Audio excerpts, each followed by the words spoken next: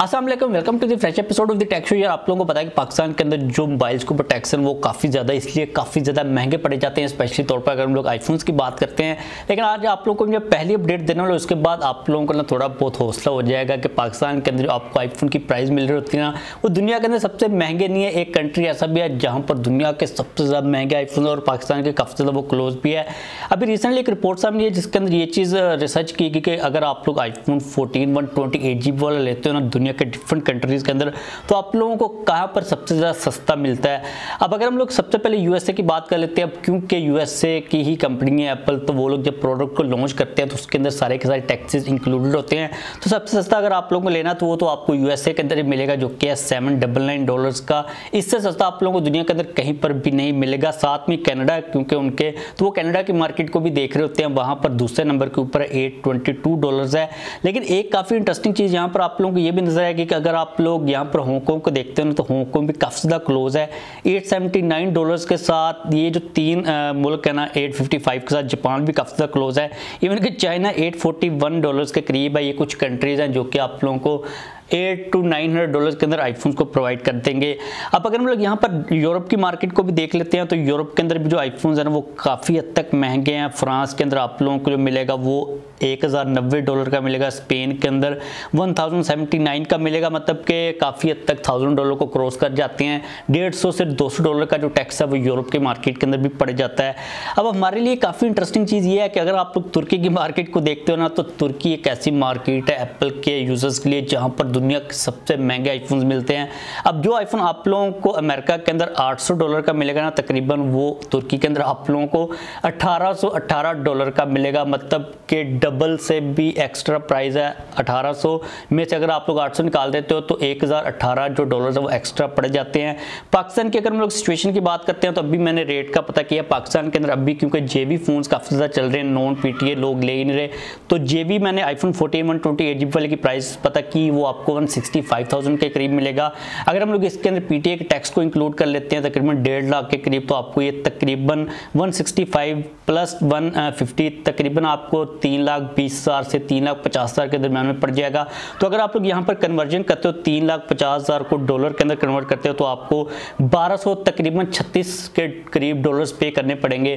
पाकिस्तान जो है ना वो काफ़ी हद तक मिडल या फिर यूरोपियन मार्केट की प्राइस के करीब आ जाता है। अब आप लोग इमेजिन करें कि अगर यहाँ से पीटीए का टैक्स निकल जाता है तो आपको तकरीबन उसी प्राइस के ऊपर मिल सकता है, जो कि काफ़ी एक एग्रेसिव प्राइस हो सकती है। लेकिन आपने टेंशन नहीं लेनी, अगर नेक्स्ट टाइम आपको प्राइस ज़्यादा लगे ना तो आप लोगों ने तुर्की वालों का जो है ना थोड़ा सा माइंड के अंदर ले आना है। वैसे भी वो काफ़ी ज़्यादा तुगरुल पता नहीं क्या उसका नाम, आप लोगों ने देखा ही है, तो आप ज़रा उनसे रिलेट कर पाएंगे। आप लोगों के लिए जो बेस्ट ऑप्शन रहता है ना वो ये रहता है मेरे ख्याल में कि अगर आप यूएई से मंगवा सकते हो तो यूएई से आप ट्रैक के तौर पर मंगवा लें, क्योंकि पाकिस्तान के अंदर कैरी के थ्रू आता है। एक्स्ट्रा टैक्स इसलिए भी लग रहा होता है क्योंकि यहाँ पर इलीगल है, डॉलर्स मिल नहीं रहे, तो वो क्या करते हैं कि जुगाड़ लगाकर जब मंगवाते हैं तो एक्स्ट्रा टैक्स पे करना पड़ता है। एक तो गवर्नमेंट वाला होता है, एक कैरी वाले का भी होता है। तो अगर आपको कोई बंदा शिंदा आ रहा हो, एक दो फ़ोन लेके आना चाह रहा है तो वो लेके आ सकता है। अदरवाइज़ फिर अगर आप लोग नॉर्मल प्रोसीजर को फॉलो करते हो तो वो आपको यूरोप वाली प्राइस ही पड़ जाती है। तो उम्मीद है कि आप लोगों के लिए ये वाली जो इन्फॉर्मेशन है थोड़ी सी इंसाइटफुल रही होगी, आप लोगों को समझ लगी होगी कि भाई पाकिस्तान के अंदर कोई सबसे ज़्यादा महंगे नहीं है। और तुर्की की वैसे मुझे दूसरी मार्केट का नहीं पता कि वहाँ पर सैमसंग या फिर जो दूसरी कंपनी ऑफिशियली हैं या फिर नहीं है, लेकिन आईफोन वालों का को काफ़ी ऑफ सीन ही चल रहा है।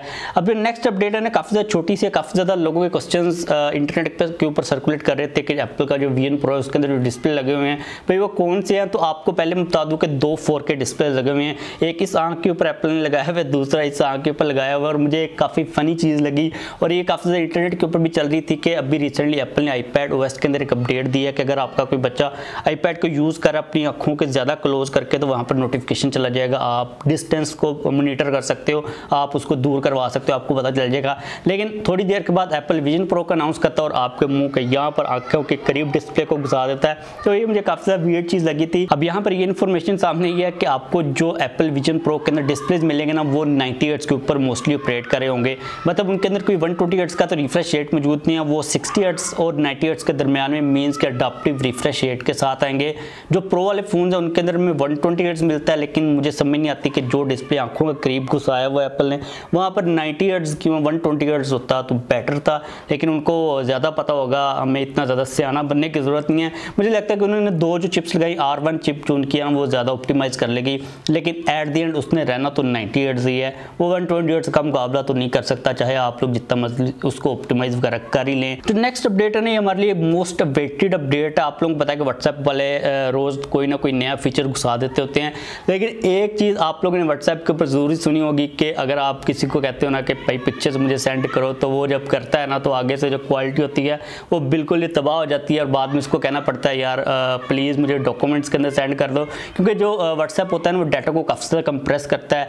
अब फाइनली आप लोगों को ऑप्शन मिलेगा कि आप HD क्वालिटी के अंदर जो पिक्चर्स है उनको सेंड कर पाओगे। एक पिक्चर सामने ही आप लोग यहाँ पर देख सकते हो। जब आप लोग सेंड करोगे पिक्चर्स को तो वहाँ पर आपको 2 ऑप्शन मिलेंगे, एक स्टैंडर्ड क्वालिटी का, दूसरा HD क्वालिटी का। आप लोग इनेबल कर सकोगे जब भी आप लोगों ने पिक्चर सेंड करनी होगी, आप डिसाइड करोगे कि भाई किस क्वालिटी के अंदर आपने सेंड करनी है, और ये वाला काम आपको हर दफ़ा करना पड़ेगा। लाइक ऐसी सेटिंग नहीं होगी इनिशियल तौर पर, ये चीज़ कही जा रही है कि आपने सिर्फ ऑन करनी है तो आपकी जो पिक्चर्स होंगी वो HD के अंदर जाएंगी। हर दफ़ा आपको इस बटन को है ना उंगली मारनी पड़ेगी, क्लिक करना ही पड़ेगा। और ये चीज़ की मुझे समझ नहीं आ रही कि क्या ओरिजिनल क्वालिटी जाएगी या फिर HD क्वालिटी जाएगी, क्योंकि इन्होंने यहाँ पर ये चीज़ वाज़ेह लिखी हुई है स्टैंडर्ड क्वालिटी जो कि इनकी अभी जाती है, या फिर HD क्वालिटी जो ओरिजिनल क्वालिटी होती है वो जाएगी या फिर नहीं जाएगी, ये बात की बात है। लेकिन आप लोगों को अब एक बेटर ऑप्शन मिलेगा क्वालिटी के अंदर कि आप पिक्चर्स वगैरह को सेंड कर सकोगे। अपडेट की बात की जाए तो iOS के अंदर जो अपडेट का वर्जन है वो 23.11.0.76 होगा, और एंड्रॉयड के अंदर 2.23.12.13 होगा। आपने इस वर्जन के ऊपर अपडेट करना तो आपके पास ये वाला ऑप्शन आएगा।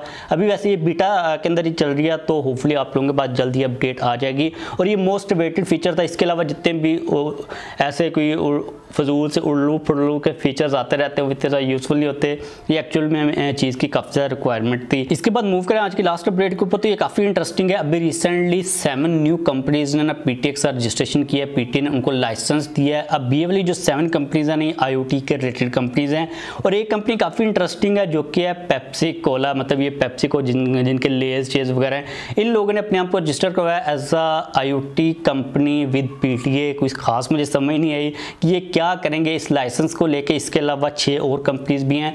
लेट्स सी के कंपनीज क्या करती है। इससे पहले भी काफ़ी ज़्यादा कंपनीज रजिस्टर हो चुकी हैं मोबाइल्स की। आप लोगों को पता है कि जो मोबाइल की इंडस्ट्री उसके अंदर 33 के करीब कंपनीज मौजूद हैं। कंपनीज रजिस्टर्ड हो रही हैं, अब वो क्या ऑपरेट कर पाएंगी, जो हालात चल रहे हैं वो बात की बात है।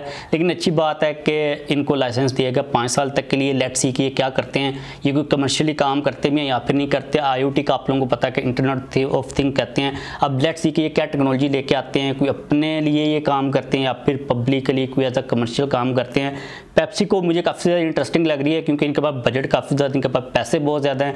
अगर तो ये आते हैं इस फील्ड के अंदर तो क्या करते हैं IoT को लेके, क्या ये कोई सिक्योरिटी सिस्टम्स वगैरह या फिर पता नहीं क्या कोई लेस शेस पता नहीं क्या करेंगे, कोई IoT को लेके कुछ तो करेंगे, क्योंकि अगर उन्होंने फ़ीस दिया लाइसेंस की तो जाहिर सी बात है कि कमर्शियल यूज़ ही होगा। लेट्स सी कि क्या चीज़ें सामने आती है। लेकिन 7 न्यू कंपनीज IoT के रजिस्टर हुई हैं। बस इस अपडेट को ख़त्म करते हैं। लाइक कर दीजिएगा, क्वेश्चन हो तो पूछ लीजिएगा और चैनल को सब्सक्राइब कर लीजिएगा।